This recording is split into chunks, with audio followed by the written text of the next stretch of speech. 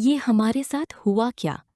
صدیوں سے ہم اپنی بکریوں، گایوں اور بھینسوں کا دودھ استعمال کر رہے تھے۔ گاؤں کی تو خیر کیا بات تھی، دودھ، دہی، مکھن اور لسی کے جیسے دریا بہتے تھے۔ شہر میں بھی کبھی کوئی مسئلہ نہیں تھا۔ جب تک دانت کا آباد تھا، گاؤں سے دودھ بھری بوتلیں آتی رہتی تھیں۔ گھر گھر گوالے آتے تھے۔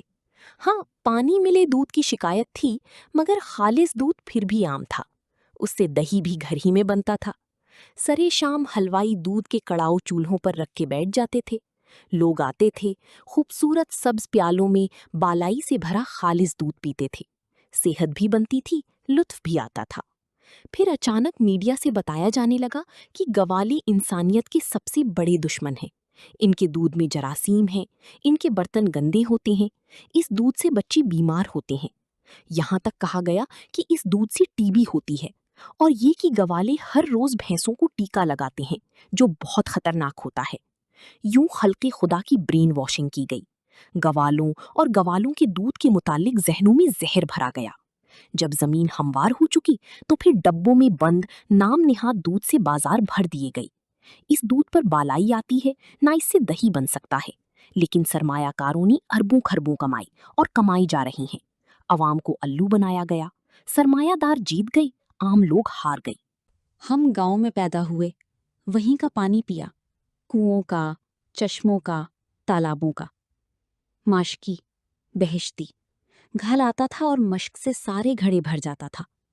مسجد میں بھی وہی پانی ڈالتا تھا۔ جب ہم بڑی شاہراہ سے گاؤں کو جاتے تھے تو راستے میں ایک نشیب پڑتا تھا۔ وہاں ایک کنواں تھا جس کی تہ میں چشمہ تھا۔ کنویں میں مینڈک بہت تھے۔ تمام راہگیر وہاں رک کر پانی پیتے تھے۔ مینڈکوں نے کبھی اعتراض نہ کیا، نہ مسافروں نے۔ پھر ہم شہر میں آ گئے۔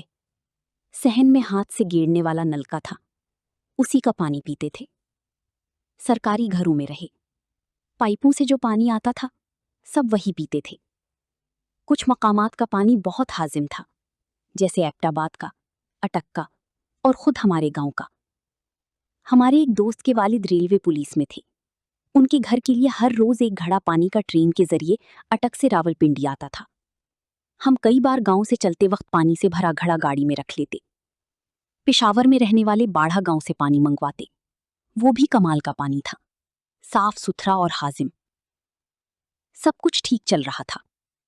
پھر اچانک مشہور ہو گیا کہ یہ پانی جو ہم پیتے ہیں اور کروڑوں لوگ پیتے ہیں، یہ صاف نہیں، اس میں جراثیم ہیں اور کیڑے، یہ صحت کے لیے مضر ہے، اس سے پیٹ میں جانور پیدا ہوتے ہیں۔ جو پانی پی کر لوگ 100 سال سے زیادہ جیتے تھے، وہ نقصان دہ قرار پایا۔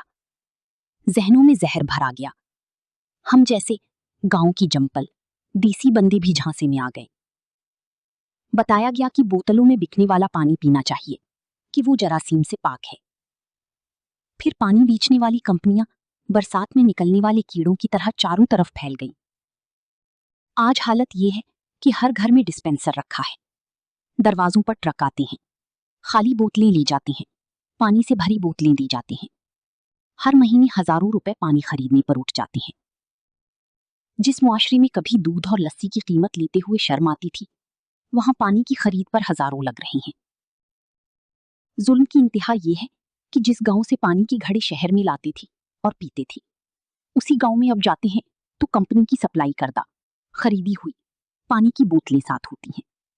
انا للہ و انا الیہ راجعون۔ جنوبی ایشیا یعنی پاکستان و ہند کا اپنا طرز تعمیر تھا۔ یہ خطہ چونکہ مجموعی طور پر گرم موسم رکھتا ہے، اس لیے طرز تعمیر بھی ایسا تھا کہ مکان ہوادار تھے۔ مکانوں کا رخ زیادہ تر جنوب کی طرف ہوتا تھا۔ صحن بڑے بڑے ہوتے تھے جن میں سایہ دار درخت لگائے جاتے تھے اور ثمردار بھی۔ خوابگاہوں، دالانوں اور برآمدوں کی چھتیں اونچی ہوتی تھیں، دیواریں موٹی ہوتی تھیں۔ قدرت نے انسان کو یہی سکھایا ہے کہ ہر علاقے کا طرز تعمیر اس علاقے کے موسم سے مناسبت رکھے۔ انگریز آئے تو انہوں نے اسی طرز تعمیر کو جاری رکھا، اونچی چھتیں اور موٹی دیواریں۔ لاہور کی ایک سرکاری عمارت میں بجلی کے بغیر میں نے خود کئی گھنٹے بیٹھ کر کام کیا اور پنکھے کے بغیر کوئی تکلیف نہیں ہوئی۔ انگریز سرکار نے گھر اور ڈاک بنگلے، ریسٹ ہاؤسز بنائے تو ان کے چاروں طرف برآمدہ ہوتا تھا تاکہ کسی طرف سے کمروں کو براہ راست دھوپ نہ لگے۔ مگر پھر گردش ایام نے ہم سے ہمارا طرز تعمیر چھین لیا۔ हवेलियों की जगह कोठियों ने ले ली। शुरू में जो कोठियां बनी उनमें बड़े बड़े लॉन थे, मगर कुछ आबादी के दबाव की वजह से और कुछ रोज अफजू जोल अर्ज लैंड हंगर की वजह से लॉन और सहन गायब हो गए। मोटी दीवारों की जगह पतली कागजी दीवारों ने ले ली। छतें जो ऊंची हुआ करती थी नीचे हो गईं। पंखे, फिर कूलर और फिर एयर कंडीशनर जरूरत बन गई।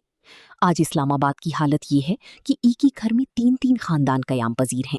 ग्राउंड फ्लोर पर मालिक मकान रहता है, पहली मंजिल भी किराए पर उठी हुई है और बेसमेंट तहखाना भी। कनाल के मकान में सहन, लॉन माचिस की डबिया की साइज का रह गया है। सोचिए हमारा तर्जी तामीर क्या था और अब क्या हो गया है। नीची छतों और पतली कागजी दीवारों के सबब घर आग के तनूर बन गए हैं। बिजली बेचने वालों की वारी न्यारी हैं। बिजली की बिल अजाब बन चुकी हैं। घटिया सी घटिया एयर कंडीशनर भी 1.5 लाख रुपए से कम का नहीं। हम कहाँ थे और कहाँ आ गए हैं। इस खित्ते में हम सदियों से गर्मियों में बाहर सहन में या छतों पर सोते थे, गांव में भी और कस्बों और शहरों में भी। रात को हवा चलती थी। जून जुलाई में भी पिछली रात को ठंडक महसूस होती थी और ऊपर चादर या खेस लेना पड़ता था। जहां जहां बिजली आई, रात को सहन में या ऊपर छत पर पेडिस्टल पंखा लगा लेते थे। अगर मैं गलती नहीं कर रहा तो 1985 तक बाहर सहनों में और छतों पर सोने का रिवाज मौजूद था। फिर कहीं से एक हथौड़ा ग्रुप नमूदार हो गया या नमूदार कराया गया। लोग अच्छे भले रात को सहन में या छत पर सोते, सुबह को उनके सर हथौड़ों से कुचले हुए पाए जाते। पंजाब के अक्सर शहरों में ये खूनखारी पेश आई। सहमी हुई मखलूक ने हवादार सहनों और छतों को खुदा हाफिज कहा और कमरों में महसूर हो गई। आज तक फिर बाहर नहीं निकली। ना ही ये मालूम हुआ कि हथौड़ों वाले कौन थे। बच्चों के रंग कुदरती हवा और बाहर की फिजा से महरूम होकर जर्द पड़ गए हैं। हाँ, कूलर और एयर कंडीशनर खूब बिक रहे हैं और 12 महीने बिकते हैं।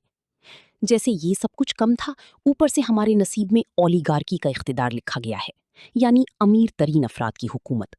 फैसले और पॉलिसियां उन्हीं के मफाद में बनती हैं। वसाइल एक छोटी सी अकलियत के पास हैं। ताकत खानदानी विरासत या कारोबारी शिराकत के तुफैल इस अकलियत ही की जेब में रहती है।